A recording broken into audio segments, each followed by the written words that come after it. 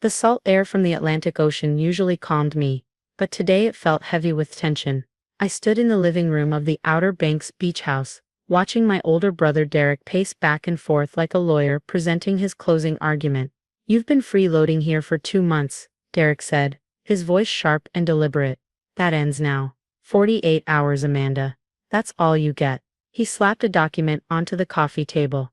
It looked official, typed headers, legal language, even a notary seal at the bottom. To anyone who didn't read carefully, it looked like a legitimate eviction notice. I glanced at it briefly but didn't pick it up. I already knew what it said because Derek had told me his plan 3 days ago during a phone call he thought I couldn't hear. He'd been on the deck, talking to his wife Melissa about finally getting rid of the dead weight. Around me, the rest of my family formed a semicircle. Mom sat on the white leather couch, her arms crossed, lips pressed into a thin line of disapproval. Dad stood behind her, his hand on her shoulder, a united front. My younger sister Claire perched on the arm of the couch, examining her manicured nails like this was all just mildly inconvenient. Derek's wife Melissa stood by the window, smiling that sharp smile she always wore when she thought she was winning something. 2 months of free rent. Melissa chimed in. "Do you know what this place costs per night during summer season? $4,000. You've lived here for free, while the rest of us have actual responsibilities." "I've been working remotely," I said quietly. "I told you I was handling some business matters here." "Business matters?" Claire snorted. "You work as some kind of freelance consultant. That's not a real job, Amanda. That's what people say when they're unemployed." "I worked as a property acquisition consultant, or at least that's what my business card said." What my family didn't know was that I owned the consulting firm, and the investment company behind it, and a portfolio of commercial and residential properties along the East Coast. "The point is," Derek continued, pulling everyone's attention back to him, "this house belongs to our family trust. Dad and Mom are the trustees, and they've decided you can't stay here anymore." I looked at my parents. "Is that true?" Dad shifted uncomfortably. "Derek makes some valid points, Amanda. You're 34 years old, you should have your own place by now." "I do have my own place. Several, actually. An apartment in Charlotte doesn't count," Mom said dismissively. "We mean a real home. A house. Stability. Like Derek has." Derek and Melissa owned a McMansion in a gated community outside Raleigh. He worked as a regional sales director for a pharmaceutical company, pulling in a solid six-figure salary that he never let anyone forget about. "We're trying to help you grow up," Derek said, and the condescension in his voice made my jaw tighten. "Sometimes people need tough love to reach their potential." My phone started ringing. I pulled it out and saw the caller ID. James Morrison, Coastal Properties Management. Perfect timing. "I need to take this," I said. "We're in the middle of a family discussion," Melissa protested. "It's important." I swiped to answer and put the phone on speaker, setting it on the coffee table next to Derek's fake eviction notice. "Hello? Good afternoon, Miss Turner." James Morrison's professional voice filled the room. "I'm calling to confirm that the oceanfront property transfer completed this morning. The deed is registered in your name, and I've forwarded all the documentation to your email." The room went completely silent. "Thank you, James," I said calmly. "I've been waiting for that confirmation. The previous owners vacated yesterday as scheduled. The property is now entirely yours. All 7,000 square feet, including the private beach access, the boat dock, and the 3-car garage. Quite an acquisition, if I may say so." Derek's face had drained of all color. He was staring at my phone like it was a snake. "I appreciate you handling everything so smoothly," I continued. "What about the property management transition?" "All set. We'll continue managing it as a luxury vacation rental when you're not in residence. Based on comparable properties, we're projecting about $200,000 in annual rental income during peak season." "Excellent.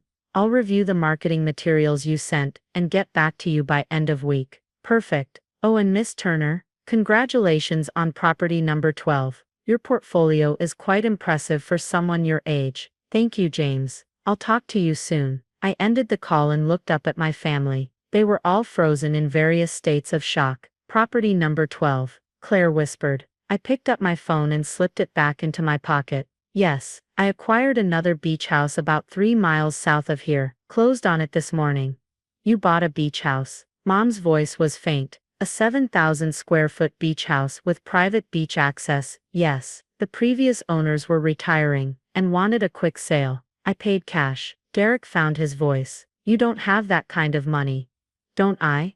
Amanda, this isn't funny, Dad said, but he sounded uncertain now. What's going on? I walked over to my laptop bag, which was sitting on the dining table. I pulled out a folder, one of several I'd prepared for this exact moment. I'd known this confrontation was coming. Derek had been building toward it for weeks. This is Atlantic Coastal Investments, I said, placing the folder on the coffee table. It's my company. I founded it 6 years ago with money I inherited from Grandma Turner. Grandma Turner left you $5,000. Claire said. We all got the same amount. She left each of her grandchildren $5,000 in her will. Yes, but she also had a separate trust that she established for me when I turned 21. $50,000, specifically designated for real estate investment. I watched understanding dawn on Mom's face. The money she inherited from her brother. Yes, she told me about it the year before she died. Said she saw something in me. A good head for numbers. An eye for value. She made me promise to use it wisely. I opened the folder and spread out documents across the coffee table. Property deeds, tax assessments, rental income statements, portfolio valuations. I used that $50,000 as a down payment on a duplex in Charlotte. Lived in one unit, rented out the other. Then I refinanced and bought a second property, then a third. Each property generated income that I used to acquire more. Derek was reading the documents, his hands shaking slightly. These properties are worth. My current portfolio is valued at approximately $8.3 million.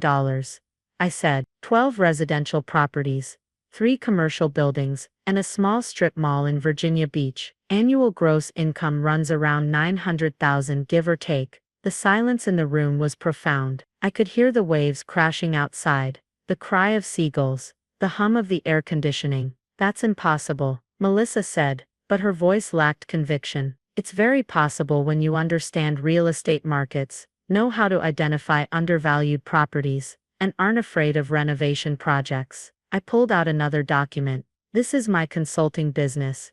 Turner Property Acquisitions. I help investors find and evaluate coastal properties. I charge a percentage of the deal value. Last year, I made $400,000 in consulting fees alone. Claire picked up one of the rental income statements. This property in Wilmington generates $12,000 a month. It's a luxury rental near the historic district, very popular with tourists and business travelers. Dad sat down heavily on the couch. Why didn't you tell us? Because of this, I gestured around the room. Because every time I tried to talk about my work, you dismissed it.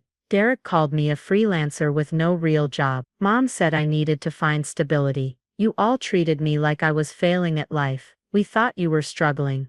Mom said weakly. I let you think that, because it was easier than constantly defending myself, easier than watching you find new ways to diminish what I'd accomplished. I pulled out my phone and opened my banking app, then turned the screen toward them. This is my primary business account. Current balance, $1.2 million. That's liquid cash, not including property equity or retirement accounts. Derek had gone from pale to red. You've been lying to us for years. I've been private about my success. There's a difference. I never lied. I told you I was a property consultant. I told you I worked in real estate. You just assumed that meant I was barely scraping by. You let us pay for dinner. Claire accused, multiple times. You let us think you couldn't afford it. You insisted on paying. You liked paying because it made you feel generous, successful, superior. I didn't need your money. But I let you have your illusion because it seemed to make you happy. I walked over to where Derek was standing, and picked up his fake eviction notice. Speaking of illusions, this document is worthless. It's not legally valid, and you know it. It's from the family trust. Derek started. The family trust doesn't own this house. I interrupted. Not anymore. The color drained from his face again. What are you talking about? I pulled out another document from my folder. This is the deed to this property. The Outer Banks Beach House, at 4782 Ocean View Drive. Notice the owner listed here. Mom grabbed the document. Her hands were shaking as she read. Amanda Elizabeth Turner. This says you own this house. As of 14 months ago. Yes, that's impossible.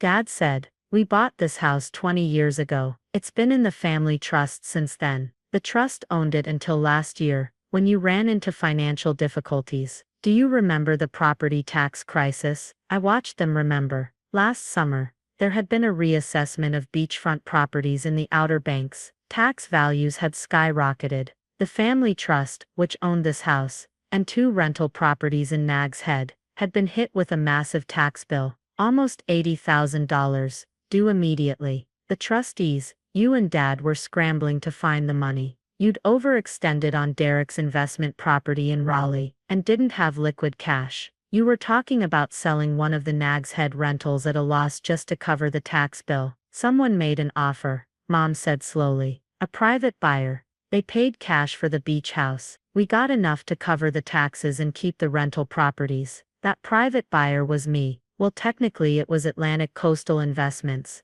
LLC, but I'm the sole owner of the LLC. Derek's voice was barely a whisper. You bought our family beach house. I bought it for fair market value. Actually slightly above market value. I paid $2.1 million. The money saved the trust from insolvency, and allowed you to keep the rental properties that generate income for Mom and Dad's retirement. Why? Dad asked. Why would you do that? Because I wanted to preserve this house. Because it's where we spent summers as kids. Where Grandma Turner taught me to fish off the pier. Where I have my best memories. I couldn't let it go to a stranger who'd turn it into just another rental property. I walked to the window and looked out at the ocean. So I bought it. And I've let all of you continue using it whenever you wanted. I never charged rent, never restricted access. I just quietly owned it, and paid the taxes and maintenance. But you've been staying here for 2 months, Melissa said. Like you don't own it.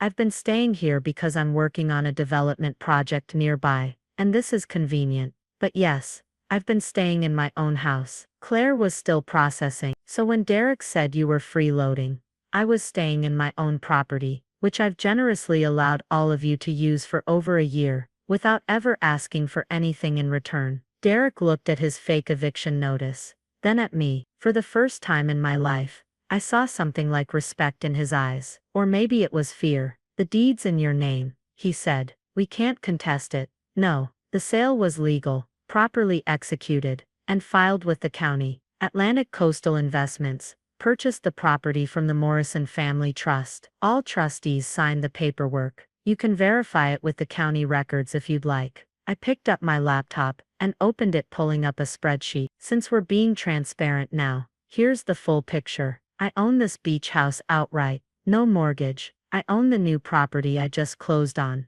Also no mortgage. My total real estate portfolio has about $3 million in debt against $8.3 million in assets. Net worth, excluding retirement accounts and personal property, is approximately $6.4 million.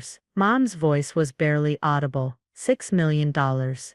Give or take. Property values fluctuate, and you're only 34. Dad said like he was trying to make sense of a puzzle. I'm 34, and I've been working systematically toward financial independence since I was 21. While you all were dismissing me as a failure, I was building something real. Derek set down the papers he'd been holding. I don't understand. If you had this kind of success, why live so modestly? Why drive a 10-year-old Honda? Why wear clothes from Target? Because I'm not interested in impressing people. I'm interested in building wealth. Every dollar I don't spend on luxury cars or designer clothes is a dollar I can invest in property. That's how you build real wealth. Not by looking rich, but by actually being financially secure. But we thought. Claire trailed off. You thought I was poor, unsuccessful, someone to be pitied or lectured. And I let you think that because your assumptions were your problem, not mine. I closed my laptop and gathered my documents back into the folder.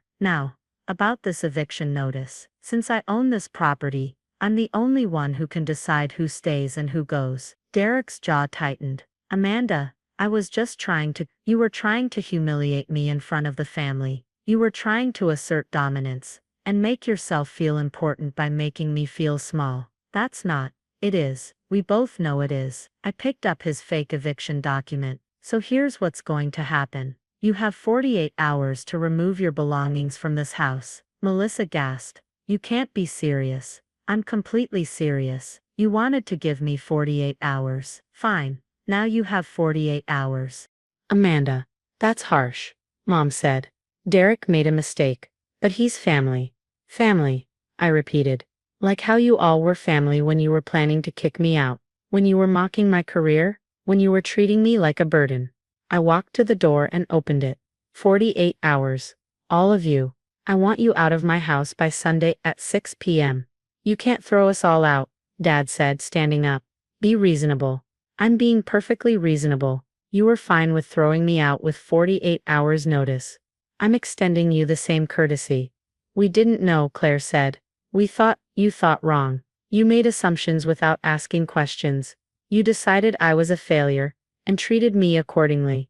Now you know the truth, and you'll have to deal with the consequences. My phone rang again. I glanced at it. My attorney Kevin Peterson. I need to take this, I said, answering. Hi Kevin. Amanda.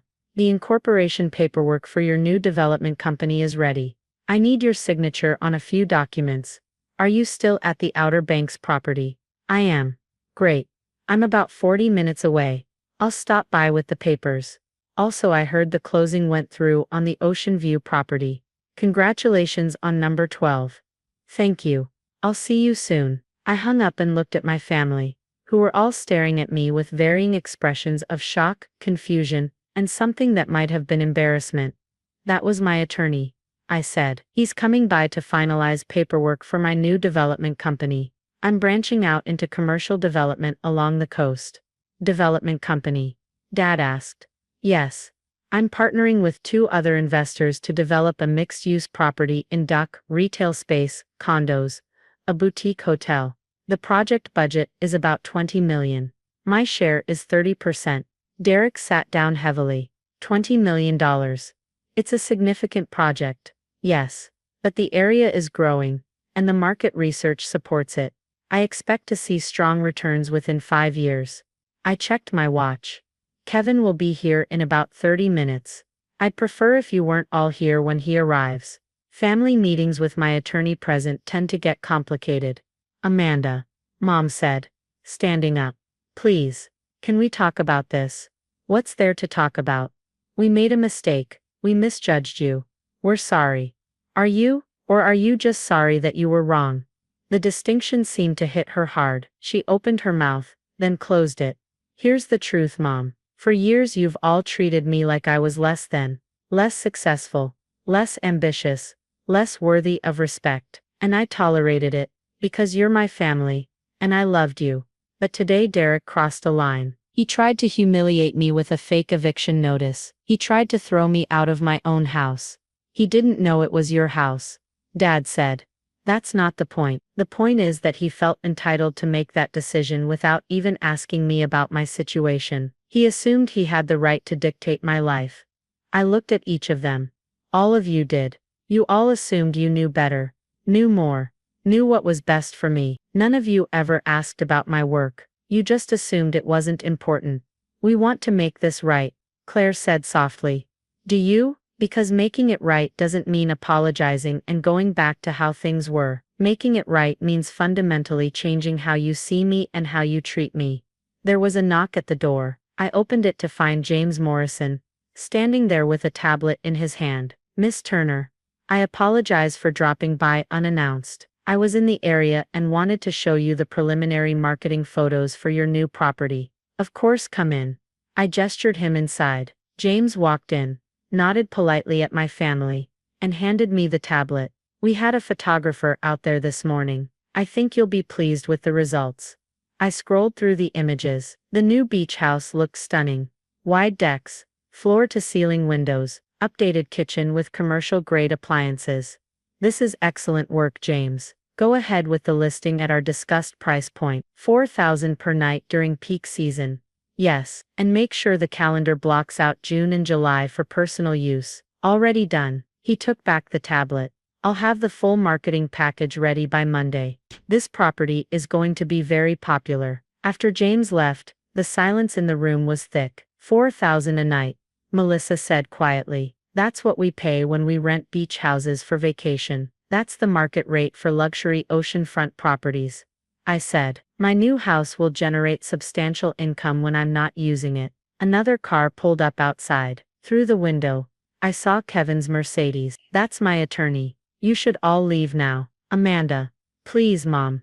Said. Don't do this. Don't push us away. I'm not pushing you away. I'm establishing boundaries. There's a difference. Kevin knocked, and I let him in. He was carrying his leather briefcase and wearing his usual sharp suit. Afternoon, Amanda. I have those documents for.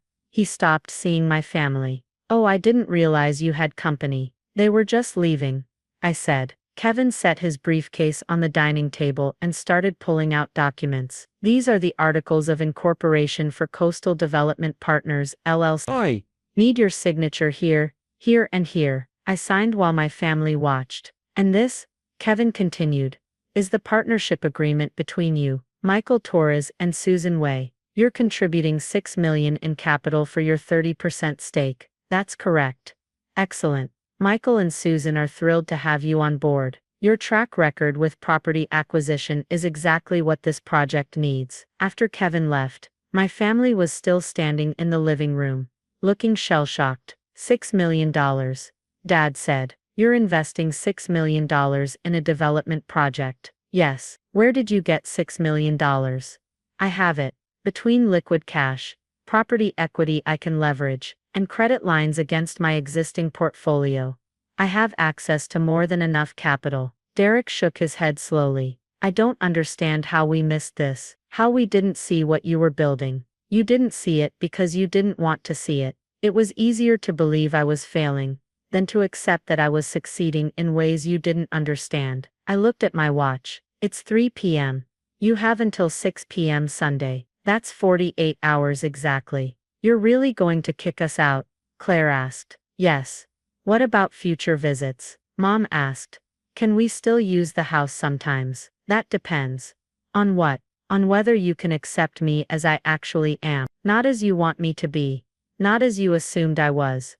But as I actually am. A successful real estate investor. A business owner. Someone who doesn't need your advice, your pity, or your condescension. We can do that, Dad said quickly.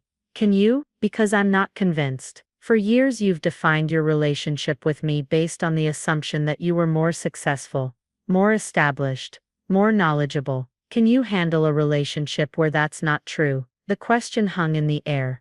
I think, Mom said slowly, that we need time to process this. All of this. Take all the time you need, but take it somewhere else. I need you out of my house by Sunday. Derek finally stood up. His face was red, but he seemed to have accepted defeat. For what it's worth, Amanda. I'm sorry. I genuinely thought I was helping you, pushing you to be better. I know you did. That's what makes it worse. You genuinely believed you were in a position to judge my life without knowing anything about it. He nodded, and started gathering his things. Melissa followed. Quiet for once. Claire approached me. I'm sorry too. I've been a terrible sister. Yes. You have. Can we fix this? Maybe. But not today. Today, I need you to leave. After they'd all gone, I stood on the deck and watched the sun begin its descent toward the horizon. The beach was quiet. Just a few people walking along the shore, kids building sand castles. My phone buzzed with a text from my business partner Michael Torres. Contract signed. Welcome to Coastal Development Partners. We're going to build something amazing. I smiled and texted back, looking forward to it. Another text came in. This one from Kevin. Your family seemed surprised. Everything okay? Everything's fine. They just learned some things they should have known years ago. I sat down in one of the deck chairs and opened my laptop. I had work to do. Rental property reports to review, market analysis for the Duck Development Project, and emails from 3 potential consulting clients. The life I'd built wasn't glamorous. I didn't have a luxury car or a closet full of designer clothes. I didn't go on expensive vacations or throw lavish parties. But I had something better. I had financial security. I had property. I had a business I'd built from scratch. I had the freedom to make my own choices without depending on anyone. And I had this house. The beach house where my grandmother had taught me to see potential where others saw nothing. Where she'd told me that quiet success was often more powerful than loud failure. Don't worry about impressing people, She'd told me when I was 21. Sitting on this very deck. Worry about building something real, something solid, something that can't be taken away by other people's opinions. I'd taken her advice, and it had led me here to ownership, independence, and the satisfaction of proving that my path, however unconventional, had been the right one. My phone rang. Mom's number. I let it go to voicemail. There would be time for reconciliation, for rebuilding relationships, for finding a new dynamic with my family. But that time wasn't now. Now was for boundaries, for consequences, for making it clear that I would no longer accept being diminished. The sun touched the horizon, painting the ocean in shades of orange and gold. I took a photo and posted it to my business Instagram account, the one my family didn't know existed. The one with 40,000 followers interested in real estate investment and coastal property markets. The caption: sometimes the best revenge is simply being undeniably successful. Beach House #1. Sunset View. Property #12 closes tomorrow. Within minutes, comments started rolling in. Congratulations, inspiration, questions about investment strategies. I answered a few, then closed the laptop and just sat, listening to the waves. Tomorrow, I'd deal with whatever came next. Tomorrow, I'd figure out what a new relationship with my family might look like. But tonight, in my beach house, with the ocean stretched out before me, and a portfolio worth millions behind me, I was exactly where I was supposed to be: successful, independent, undeniable, and that was enough. The sound of car doors slamming pulled me from the novel I'd been reading on the deck. It was barely 9 in the morning on Saturday, and I hadn't expected anyone until noon. Through the sliding glass doors, I watched my brother Marcus stride through the beach house like he owned it. My sister-in-law Amanda close behind, both carrying overnight bags and wearing expressions I couldn't quite read. "Sarah," Marcus called out, his voice echoing through the open floor plan. "Family meeting. Get in here." I marked my page and stood, padding barefoot across the sun-warmed deckboards. The Atlantic stretched endlessly before me, gray-green under the October sky. I'd been at the beach house for 2 weeks now, enjoying the off-season quiet, the empty beaches, the rhythm of waves instead of traffic. Inside, Marcus had made himself at home in the kitchen, opening cabinets like he was looking for something specific. Amanda stood by the massive windows, arms crossed, staring out at the ocean. "Coffee?" I offered. "I just made a fresh pot." "This isn't a social visit," Marcus said. He pulled a folder from his briefcase. When had he brought that in? And slapped it on the granite counter. "We need to talk about this house." "Okay," I said slowly. "What about it? About what happens to it now that Uncle Jim is gone?" Our uncle had died 6 months ago. Heart attack, sudden and devastating. He'd been only 62, had just retired from his law practice, had been planning to spend more time at this beach house he'd built 20 years ago. "I'm aware Uncle Jim passed away," I said carefully. "I was at the funeral, Marcus." "Then you know his estate has been settled. The will has been probated. Everything's been distributed according to his wishes." I poured myself coffee, taking my time. Something in Marcus's tone set off warning bells. "Yes. I received the letter from his attorney.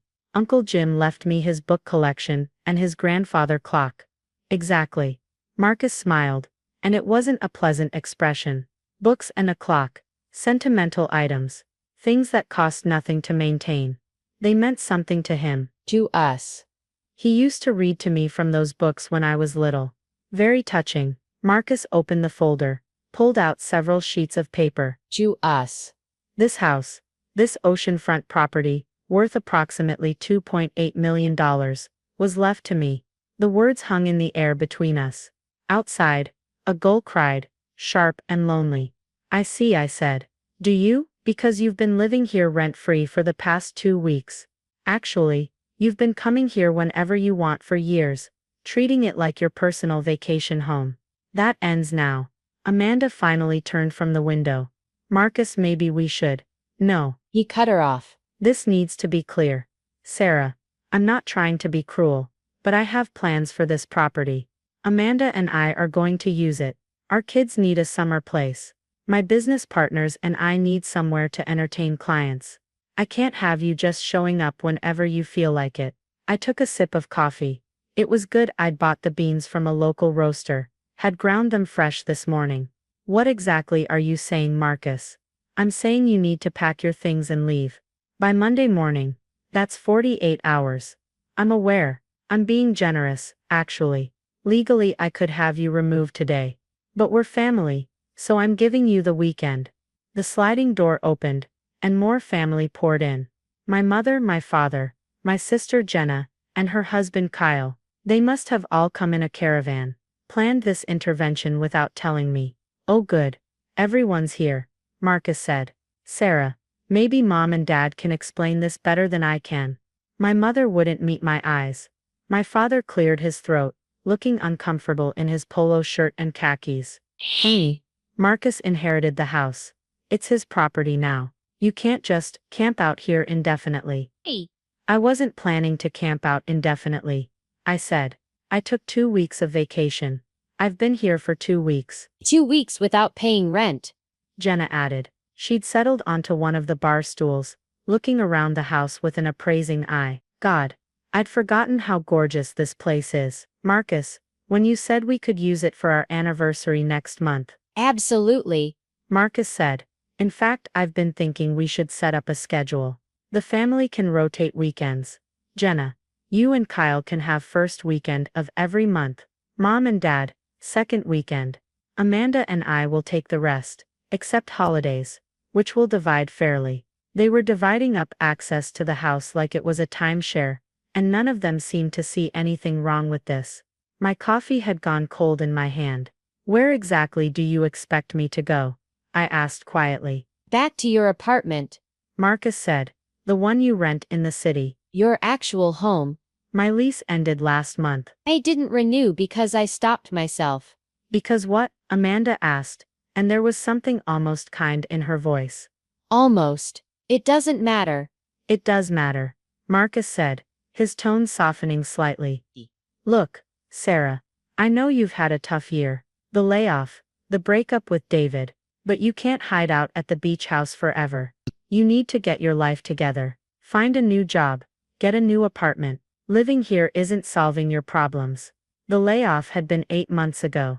Tech company downsizing. Last hired, first fired. The breakup had been right before that. David had accepted a position in Seattle, and hadn't asked me to come with him. I'd pretended it was mutual, but it had gutted me. Eve, I have a job. I said. Freelancing isn't a real job, Jenna said. Not unkindly, just stating what she believed was fact. It's not stable. It doesn't have benefits. I'm a consultant. I work with small businesses on their digital marketing strategies. I have 6 active clients right now. And you can do that from anywhere, Marcus said, as if this proved his point. So you can do it from a new apartment, a small one you can actually afford. My phone buzzed in my pocket. I ignored it. Let me get this straight, I said, setting down my coffee cup with deliberate care. You want me to pack everything I own, find a new place to live, and be gone by Monday morning, in 48 hours. I know it's fast, Mom said. She'd finally found her voice.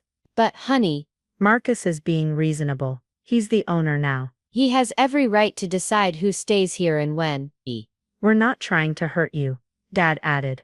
We're trying to help you. Sometimes people need a push to move forward with their lives. My phone buzzed again. Then again. 3 calls in rapid succession. I pulled it out, glanced at the screen. The Coastal Property Management Company. They handled several properties along this stretch of beach, including some I'd worked with on social media campaigns. I need to take this, I said. Sarah, we're in the middle of a family discussion, Marcus said sharply. It's work.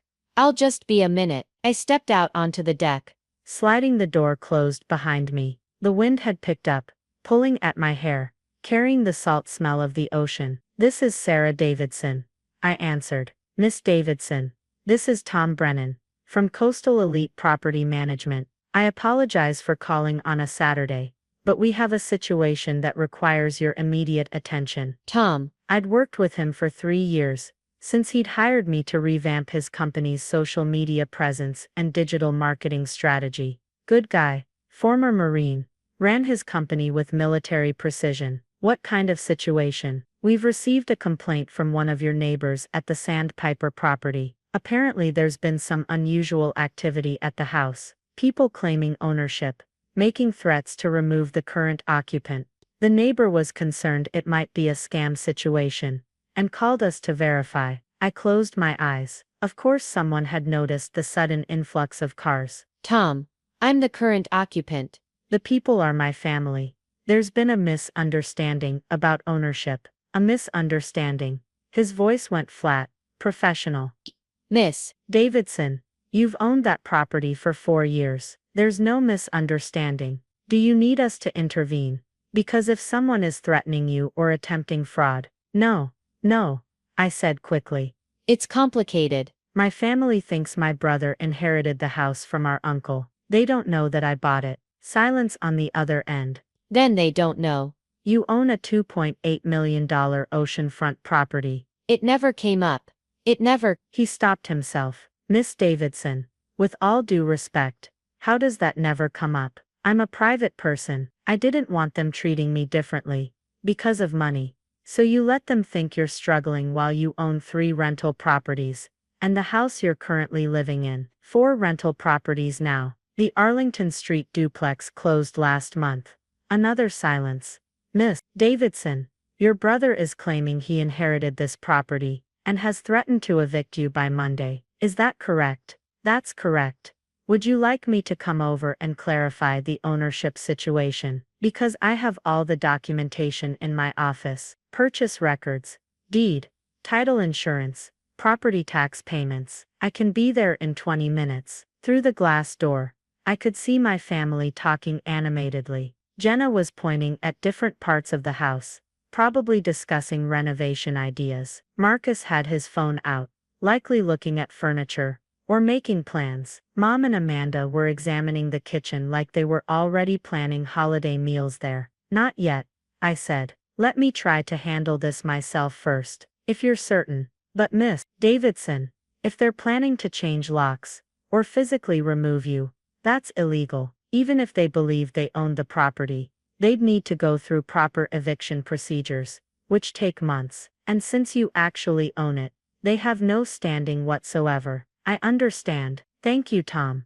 Call me if you need backup. And Miss Davidson, the quarterly reports are ready for your review. All 4 rental properties are performing above projections. The Arlington duplex is already generating positive cash flow. I thanked him again, and hung up. For a moment I just stood there, watching the waves roll in. 4 years ago, when Uncle Jim had decided to sell this house, and move to a condo in Florida, I'd bought it from him, paid market value, gone through a proper sale, everything legal and documented. I'd asked him not to tell the family, and he'd agreed, understanding my reasons, even if he didn't entirely approve. The rental properties had come later, smart investments, each one carefully researched and purchased. I'd built a comfortable income stream from them, enough that the freelance consulting was more for interesting work than financial necessity. But I'd never told my family, let them think I was barely scraping by, struggling after the layoff, making do with freelance gigs. It had been easier than dealing with their opinions about how I should spend my money, their requests for loans that would never be repaid, their assumptions about what I owed them. Now that decision was coming back to haunt me. I opened the sliding door, and stepped back inside. The conversation stopped immediately. Everyone looked at me with varying expressions of pity and impatience. Work emergency? Marcus asked, not bothering to hide his skepticism. Just a client checking in. I moved to the kitchen, rinsed out my coffee cup, took my time drying it, and putting it away. Sarah, Mom said gently, we know this is hard, but you need to accept reality. This isn't your house. It never was. You've just been lucky enough to use it, because Uncle Jim was generous. Uncle Jim was very generous. I agreed. And now Marcus owns it, Dad said, which means he gets to make the decisions. That's how property ownership works. I understand how property ownership works. Dad, then you understand you need to leave, Marcus said. He'd moved to the dining table, spread out more papers. I've actually been thinking about this for a while. This house is wasted on someone, who just wants to hide from the world. It should be used properly. Amanda and I are planning to add a second story, expand the deck, maybe put in a pool. A pool? I looked out at the Atlantic Ocean, literally in our backyard. You want to add a pool? An infinity pool, Amanda corrected. Something elegant. We've already talked to an architect. You've talked to an architect about renovating a house you've owned for less than 24 hours. I've owned it for 6 months.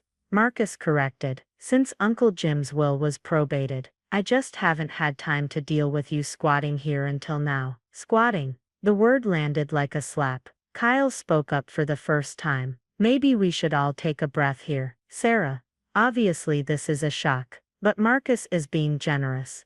Giving you 2 days. Legally, you're trespassing. He could call the police right now. Could he? I asked. Of course he could, Jenna said. Sarah, you're not on the deed. You don't pay the mortgage or property taxes. You have no legal right to be here. My phone buzzed again. Another call from Tom. I ignored it. I think, I said slowly. There may be some confusion about the ownership situation. There's no confusion, Marcus said. He pulled a document from his folder, held it up. This is Uncle Jim's will. It clearly states that the beach house goes to me. I had it probated. I have the legal documentation. It's mine. I took the paper he offered, scanned it quickly. It was indeed Uncle Jim's will, and it did indeed leave the beach house property to Marcus. The problem was, Uncle Jim hadn't owned a beach house when he died. He'd sold it 4 years earlier. To me, this is Uncle Jim's will. From 7 years ago, I said. So he updated it 6 years ago. And again 4 years ago. Did you get those versions from his attorney? Marcus's confident expression flickered. This is the will that was probated. Was it? Or is this an old copy you found in his house? You're grasping at straws, Jenna said. Marcus went through the proper legal channels. The estate attorney handled everything. Which attorney? Hoffman and Associates? Yes, Marcus said. Gerald Hoffman himself. He said everything was in order. And did Mr. Hoffman specifically confirm that Uncle Jim owned this beach house at the time of his death? The room had gone very quiet. Marcus's jaw tightened. The will says beach house. Uncle Jim had a beach house. Obviously it goes to me. Except Uncle Jim sold his beach house 4 years ago. Didn't he mention that? He moved to that condo in Boca Raton. Wanted something easier to maintain. No stairs, less upkeep. He never said anything about selling. Mom said, but her voice was uncertain now. He sold it to a private buyer. Market value, all cash deal. Very simple transaction. Who? Marcus demanded. Who bought it? My phone rang again. This time I answered it, putting it on speaker. Tom? I'm here with my family. What did you need? Miss Davidson. I apologize for the repeated calls. But I've received 2 more complaints from neighbors. Apparently, someone is measuring the exterior of your house and discussing construction plans loudly enough to be overheard. Given that any structural changes require your approval and proper permitting, I wanted to confirm that you haven't authorized any renovations. The blood drained from Marcus's face. I haven't authorized anything, I said. Who's measuring my house? According to the neighbor, a man claiming to be the new owner and someone he described as an architect. The new owner, I repeated, looking directly at Marcus. That's interesting, since I'm the only owner this property has had in the past 4 years. Exactly my point, Miss Davidson. Would you like me to come over and address this trespassing situation? I have all the ownership documentation in my car. I was actually on my way to show another property nearby when the calls started coming in. Actually, Tom, that would be helpful. I think we need to clear up some confusion about property ownership. I'll be there in 5 minutes. I ended the call and set my phone on the counter. The silence in the house was absolute, broken only by the distant sound of waves and the wind chimes on the deck. You, Marcus said slowly. You bought the beach house. 4 years ago, Uncle Jim wanted to sell. I wanted to buy. We agreed on a fair market price. I paid cash, all perfectly legal and documented. But you, he struggled for words. You were struggling. You'd just been laid off. You were barely making rent. I was never struggling, Marcus. I was living modestly while building a real estate investment portfolio. The layoff was actually a blessing. The severance package was generous, and it gave me time to focus on property management and consulting. The rental properties, Amanda said faintly. Tom mentioned rental properties. 4 of them, plus this house, which I use as my primary residence now. I work remotely, so I can live anywhere. I chose here. Jenna had pulled out her phone, was frantically typing. Sarah Davidson property records, she muttered. Her eyes went wide. Oh my God, Arlington Street duplex, Harbor View apartments, 2 commercial properties downtown. Sarah, these are worth little over $8 million combined. According to the last appraisal, the market's been very good. Mom sank into a chair. Dad just stared at me like I was a stranger. But you dress like you shop at thrift stores, he said. You drive a 10-year-old Subaru. Thrift stores have great finds if you know how to look. And the Subaru runs perfectly well. Why would I replace it? The freelance consulting, Kyle said. That's real. Very real. I specialize in digital marketing for small and medium-sized businesses, including Coastal Elite Property Management, which is how I know Tom. I've been managing their social media and online presence for 3 years. A car door slammed outside. Through the window, I saw Tom Brennan approaching, carrying a leather briefcase. He was 6'3", built like he still did Marine Corps workouts every morning, with iron gray hair and the kind of presence that commanded attention. I opened the door before he could knock. Tom, thanks for coming. I think we need to establish some facts about property ownership. He stepped inside, nodded politely to my family. Good morning, folks. I'm Tom Brennan, managing partner at Coastal Elite Property Management. I've been working with Miss Davidson for several years now, managing her rental properties and handling various aspects of her real estate portfolio. He set his briefcase on the counter, pulled out a folder thick with documents. I understand there's been some confusion about who owns this property. Let me clarify. Miss Sarah Davidson purchased this oceanfront residence on August 15, 4 years ago, from Mr. James Davidson, her uncle, for $2.4 million. Cash purchase, no mortgage. She has owned it continuously since then, pays all property taxes, maintains full insurance, and has made several significant improvements, including a new HVAC system, updated electrical and structural reinforcement for hurricane resistance. He pulled out the deed, laid it on the counter. This is the recorded deed, filed with the county clerk's office. You'll note Miss Davidson's name, as sole owner. Marcus reached for the document with shaking hands. But the will. The will is from 7 years ago, Tom said, not unkindly, but firmly.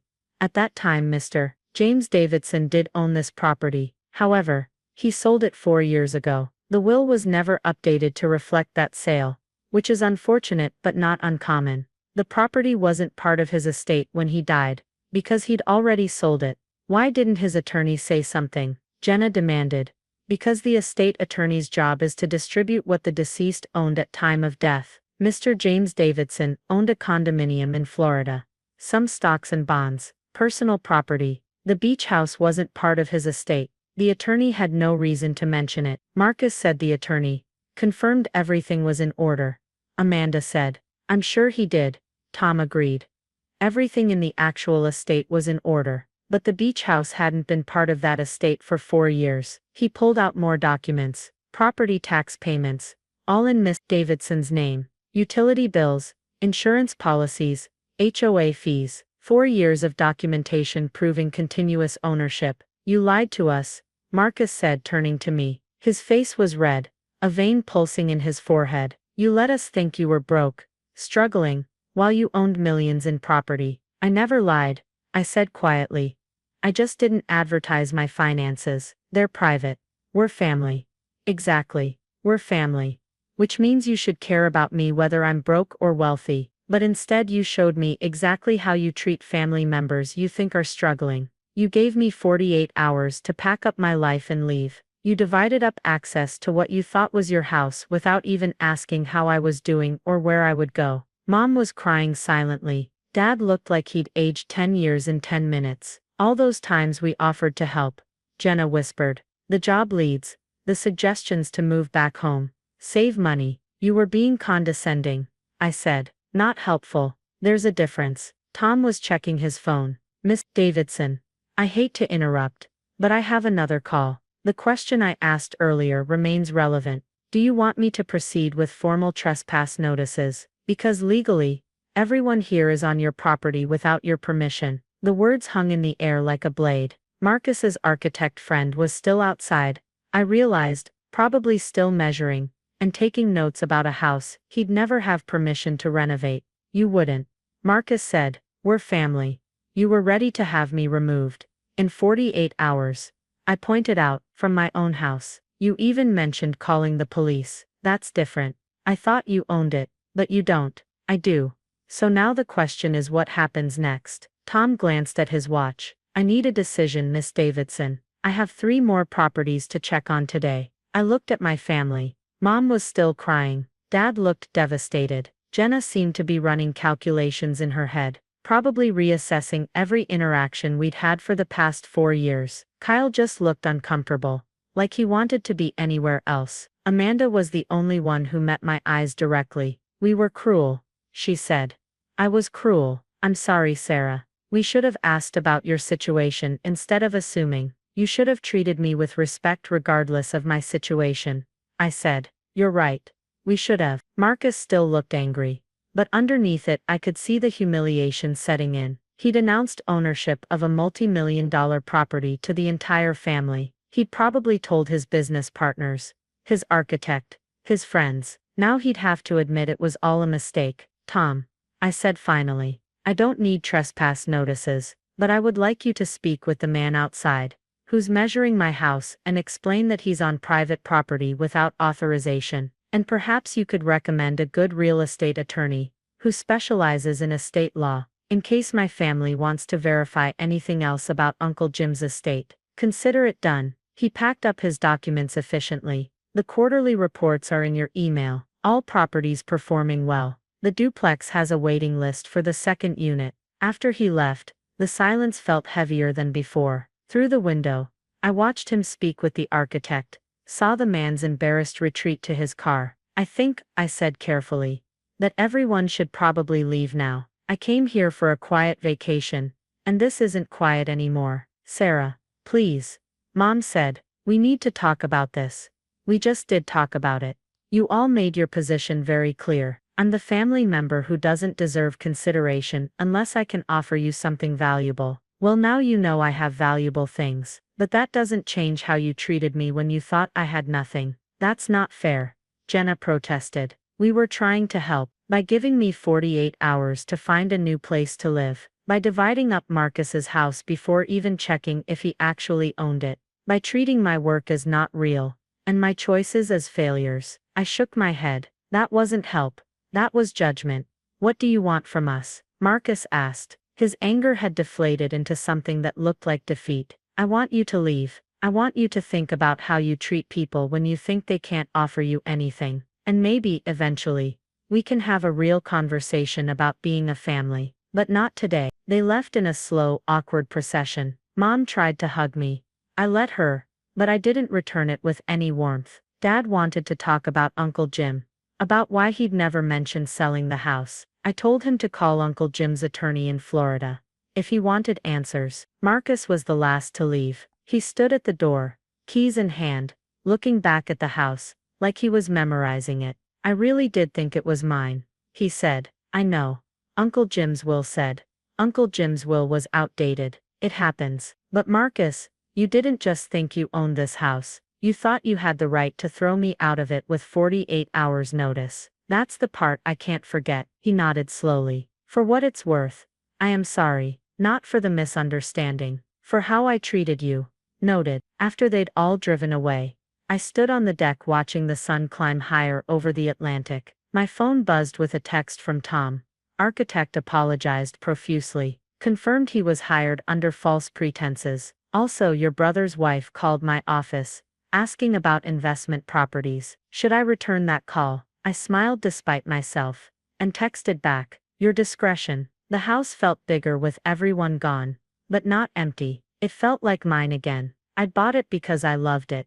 The light, the sound of the waves, the sense of peace it gave me, not as an investment, though it had appreciated nicely, as a home. My laptop was on the dining table, where I'd left it yesterday. I opened it, started working through emails. A potential new client wanted to discuss their social media strategy. One of my rental tenants had a maintenance request, minor plumbing issue. I forwarded it to Tom's team. The quarterly reports showed all 4 rental properties performing above projections. I'd built something good here, something stable and sustainable. I'd done it quietly, without fanfare, because the work itself was the reward. Around noon, my phone rang. "Mom, I can't stop thinking about what happened," she said without preamble. "About how we treated you."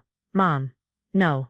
Let me say this. You're right. We were condescending and cruel. We made assumptions, and we hurt you. I hurt you." I sat there and said nothing. "While Marcus gave you an eviction notice from your own house, you didn't know it was my house. I should have defended you anyway, struggling or successful.